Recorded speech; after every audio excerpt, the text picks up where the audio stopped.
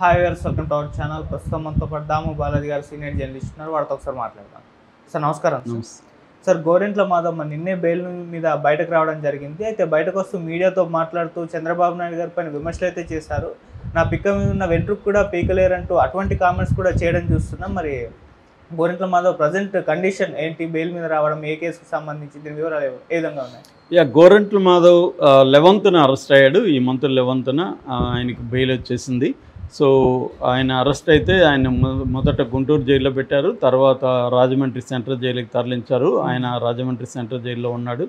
So ఆయనకి bail త్వరగానే వచ్చిందని చెప్పుకోవచ్చు. మామూలుగా అయితే ఇప్పుడు తెలుగుదేశం కూటమి ప్రభుత్వం ఏం చేస్తుందంటే వైసీపీ నాయకులు ఎవరు అరెస్ట్ అయినా వాళ్ళు త్వరగా బయటికి రాకుండా వరుసగా కేసులు పెట్టుకుంటూ వెళ్ళి వాళ్ళకి పీటీ వారెంట్లు, ప్రిజనర్ ఇన్ ట్రాన్సిట్ వారెంట్లని ఇష్యూ చేసి ఒక కేసులో బెయిల్ వస్తే ఇంకొక కేసులో మళ్ళీ లోపలేసే కార్యక్రమం చేస్తుంది. పోసాని కృష్ణమురళి కావచ్చు, మిగతా వాళ్ళ మీద కూడా ఇలాంటివి జరుగుతున్నాయి.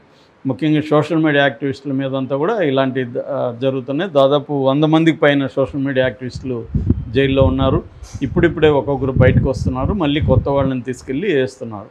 సో అంటే కింది స్థాయి వాళ్ళని అరెస్టులు చేసి వాళ్ళని కొట్టే కార్యక్రమం. నిన్న ఒక ఆయన తెలుగుదేశం ఫ్రెండే కనబడ్డాడు. ఆయన చెప్తున్నాడు, లోకేష్ ఆర్డర్స్ మేరకి పోలీసులు తీవ్రంగా కొడుతున్నారు. ఇంతకుముందు అయితే 2 దెబ్బలేసి వదిలేసేవాళ్ళు, ఇప్పుడు ఇంకా ఈ పని జన్మలో చేయొద్దు అన్నట్టుగా కొడుతున్నారు పోలీసులు అని చెప్తున్నాడు. సో ఏమన్నా హైకోర్టు కూడా అక్కడ కొడుతున్నారు కదా, మీరు సీసీటీవీ ఫుటేజ్ బయట పెట్టండి అంటే పోలీసులు సీసీటీవీ ఫుటేజ్ కూడా హైకోర్టుకి ఇవ్వట్లేదు. హైకోర్టు సీరియస్ కూడా అయింది ఆ విషయంలో, సీసీటీవీ ఫుటేజ్లు ఇవ్వమని. ఎందుకంటే ఎత్తుకుపోయిన వాళ్ళని కోర్టుకి కూడా ప్రొడ్యూస్ చేయకుండా ప్రైవేట్ గెస్ట్ హౌస్లో పెట్టి కొడుతున్నారని అనేక హెబియస్ కార్పస్ పిటిషన్లు కూడా వేశారు.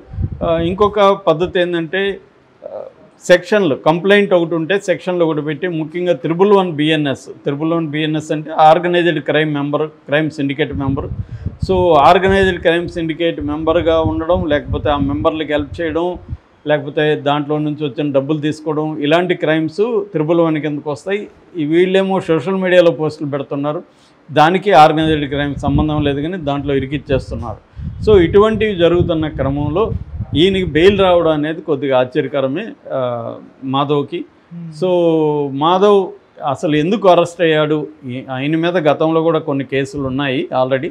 వాటిలో అరెస్ట్ చేయలేదు, ఓన్లీ విచారణకు మాత్రం గతంలో కూడా మాధవ్ని పిలిపించారు. అయితే ఇప్పుడు అరెస్ట్ చేయడానికి కారణం ఏంటంటే, ఈ నెల 10న చేబ్రోలు కిరణ్ అని Telugu Desam social media activist Bharathi Reddy మీద ఒక దారుణమైన పోస్ట్ పెట్టాడు. దాంతో తెలుగుదేశం వాళ్ళు అతను అరెస్ట్ చేయాలని పరిస్థితి ఏర్పడింది. ఎందుకంటే వైసీపీ ఎప్పుడూ లేని స్థాయిలో ఇతని మీద విరుచుకుపడ్డారు. ఇతన్ని కొడతారేమో, చంపేస్తారేమో అని ఒక వాతావరణం క్రియేట్ అయింది. దాంతో చంద్రబాబు ప్రభుత్వం తెలివిగా అతన్ని అరెస్ట్ చేస్తున్నట్టు, అంటే ఒకటి మా వాళ్ళైనా మేము అరెస్ట్ చేస్తాం చూడడం అని చెప్పుకోవడం ఒకటి, రెండోది వీళ్ళ నుంచి ప్రొటెక్షన్ చేయడానికి తను జైల్లో పెడితే క్షేమంగా ఉంటాడు అనే పద్ధతిలో అతను అరెస్ట్ చేశారు. దాని తర్వాత అరెస్ట్ చేసినప్పటి నుంచి అతని మీద సింపతి బిల్డప్ చేయడానికి మళ్ళీ వాళ్ళే ట్రై చేశారు.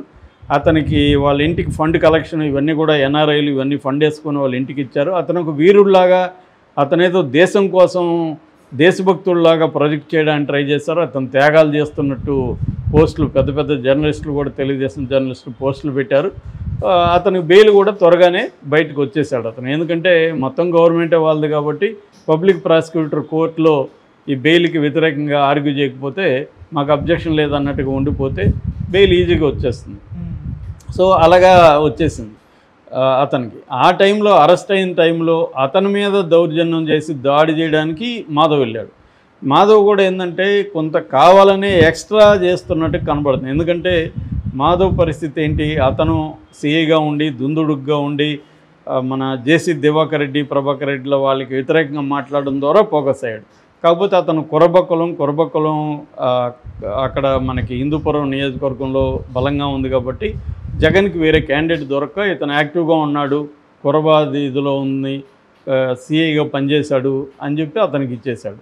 అట్లాగే ఇటుపక్క అనంతపురం కూడా తలార్ రంగయ్య, ఆయన గ్రూప్ 1 ఆఫీసర్గా ఉన్నాడు. ఇతనికి కాంట్రాస్ట్ అనుకోవచ్చు. సో అతనికి ఏంటంటే ఐడియలిస్టు, సౌమ్యంగా ఉంటాడు, ప్రజలకి అందుబాటులో ఉంటాడు, ఆయనకు కూడా జగన్ ఇలాగే ఆయనకు కూడా ఏం బ్యాక్గ్రౌండ్ లేదు, గాడ్ ఫాదర్స్ లేదు, పొలిటికల్ బ్యాక్గ్రౌండ్ కానీ ఏ బ్యాక్గ్రౌండ్ లేకపోయినా ఆయన బోయ కులం వాళ్ళు సంఖ్య ఎక్కువ ఉంది, ఇతను కొంత ఐడియలిజం అదంతా ఉంది, రంగయ్యకి మంచి క్లీన్ ఇమేజ్ ఉందని ఈయనకి ఇచ్చారు, ఇద్దరికి ఇచ్చారు, ఇద్దరు గెలిచారు. కానీ ఆ తర్వాత పని విధానం ఏంటి, రంగయ్య ప్రజల్లోనే ఉంటూ ప్రజల సమస్యలను పరిష్కరించడం ఇలాంటి కార్యక్రమంలో ఉంటే ఈయన కూడా చేయలేదని కాదు, ఈయన కూడా చేశాడు. అయితే ఈయన కొంత సిఐగా ఉండడం ఇంకోటి కారణాలు కావచ్చు, ఈయనకేమో ఒక దుందుడు స్వభావం ఏర్పడింది, దాంతో కొంత వ్యతిరేకత తెచ్చుకున్నాడు. దాంతో తెలుగుదేశం వాళ్ళు తను ఒక ట్రాప్ వేశారు, ఒక అమ్మాయిని పెట్టి తన దగ్గర మాట్లాడించారు న్యూడ్ కాల్స్. దాంట్లో మనోడు ఆ ట్రాప్లో పడిపోయి న్యూడ్ కాల్స్లో మాట్లాడి అది వీడియో బయటకు వచ్చింది. అది నాది కాదని బొకాయిచ్చాడు, కానీ ఎవరు ఇది కాలేదు. ఈ క్రమంలో అతనికి వ్యతిరేకత వచ్చింది. కాకపోతే కులం సపోర్ట్ అతనికి బలంగా ఉండడం వల్ల జగన్ ఇమ్మీడియట్ చర్యలు తీసుకోలేకపోయాడు. కానీ తర్వాత ఎన్నికల్లో అతనికి టికెట్ ఇవ్వలేదు. సో ఇతనికి వ్యతిరేకత ఉంది జనంలో అని చెప్పి జగన్ ఇవ్వలేదు. సో ఇప్పుడు అతను వేరే పార్టీలకు వెళ్ళే అవకాశం లేదు, మళ్ళీ జగన్ దృష్టిలో పడాలి. అందుకని భారతిరెడ్డిని అన్న వ్యక్తిని నేను వెళ్ళి కొడితే భారతిరెడ్డికి కానీ జగన్ ఫ్యామిలీకి కన్నా మీద కన్సర్న్ వస్తుంది, సాఫ్ట్ కార్నర్ వస్తుంది అన్న ఒక యాంగిల్ కనబడుతుంది. అయితే అతను సిఐ కాబట్టి తెలివిగా ఏం చేశాడు, అతను ముందే తెలుసు నేను వెళ్ళి అటాక్ చేస్తే నన్ను జైల్లో వేస్తారు, జైల్లో వేస్తే ఎలా ఉండాలో కూడా ముందే ప్లాన్ చేసుకున్నాడు అతను. అందుకని ఒక 5 మందిని తీసుకెళ్ళి వాళ్ళని కూడా దాడి చేయించి వాళ్ళని కూడా అరెస్ట్ అయ్యే విధంగా చూసుకున్నాడు. ఎందుకంటే 5 మందితో జైల్లో ఉంటే జైల్లో తనకి అనేక సౌకర్యాలు అవన్నీ మీడియేషన్ చేయాలన్నా, లేకపోతే హెల్పర్లు కావాలన్నా, లేకపోతే ఏదన్నా గేమ్స్ ఆడుకోవాలన్నా తన మనుషులు ఉండాలి, వాళ్ళతో డిస్కస్ చేసుకోవడానికి కానీ అన్ని రకాల పనులకు పనికొస్తారని చెప్పి ముందుగానే ప్లాన్ చేసుకుని 5 మందిని పట్టుకుపోయాడు. సో 5 మందికి కూడా ఇప్పుడు బెయిల్ ఇప్పించగలిగాడు. ఒక రకంగా మాధవ్కి చెడ్డ పేరు వచ్చింది, దీనివల్ల మంచి పేరు కూడా వచ్చింది. అంటే వైసీపీలో ఇవాళ అందరూ భయపడుతున్న టైంలో మాధవ్ ధైర్యంగా నిలబడి ఫైట్ చేస్తున్నాడు అన్న ఒక ఇది మాధవ్కి అయితే ఖచ్చితంగా వచ్చింది. ఎందుకంటే ప్రతిపక్షంలో ఉన్నప్పుడు ఇలాంటి వాళ్ళకే మంచి పేరు వస్తుంది, ఇలాంటి వాళ్ళ అవసరం ప్రతిపక్షాలకు ఉంటుంది. ఎందుకంటే తెలుగుదేశం కూటమి ప్రభుత్వం చాలా సివియర్గా ఎప్పుడూ లేనంతగా వైసీపీ మీద అన్ని వైపుల నుంచి దాడులు చేస్తున్న టైంలో ధైర్యంగా నిలబడి గ్రౌండ్ స్ట్రీట్ బ్యాటిల్ అంటాం, స్ట్రీట్ బ్యాటిల్లో నిలబడి పోరాడే వాళ్ళు తగ్గిపోతారు, అందరూ సైలెంట్ అయిపోతారు. అలాంటి దీంట్లో మాధవ్ వచ్చి నన్ను ఏం చేయలేరు అన్నట్టుగా వచ్చాడు, అరెస్ట్ అయ్యాడు, బెయిల్ మీద బయట వచ్చాడు. నిన్న బెయిల్ మీద బయట వచ్చి ఆ బెయిల్ కూడా కండిషన్ బెయిల్ 10,000 రూపాయలు కట్టాలి, తర్వాత 2 జామీన్ ఉండాలి, తర్వాత every Saturday Guntur Nagarapalem police స్టేషన్కి వచ్చి సంతకం పెట్టాలి. ఇవన్నీ బాగానే ఉందండి. అయితే నిన్న ఆయన మళ్ళీ మీడియాతో మాట్లాడాడు, చంద్రబాబు నా పెక్క మీద ఎండ్రకు కూడా పేకలేడు అనే ఒక స్టేట్మెంట్ ఇవ్వడం వల్ల మళ్ళీ కాంట్రవర్సీలోకి వెళ్ళాడు. మరి దీని మీద మళ్ళీ ఒక కేసు పెడతారేమో చూడాలి. ఆయన దానికి కూడా చెబుతున్నాడు, మేము ఎన్ని కేసులు పెట్టినా నన్ను మీరేం పీకలేరు, మా వైసీపీ మేము నిలబడతాం గట్టిగా అని ఒక ధైర్యాన్ని దమ్ముని ఇచ్చే విధంగా ఆయన మాట్లాడాడు. ఇది అంటే ఆయన క్లియర్గా మళ్ళీ జైలుకి పెట్టినా కూడా నేను వెళ్తాను జైలుకి అని డిసైడ్ అయినట్టుగా మనకు కనబడుతుంది.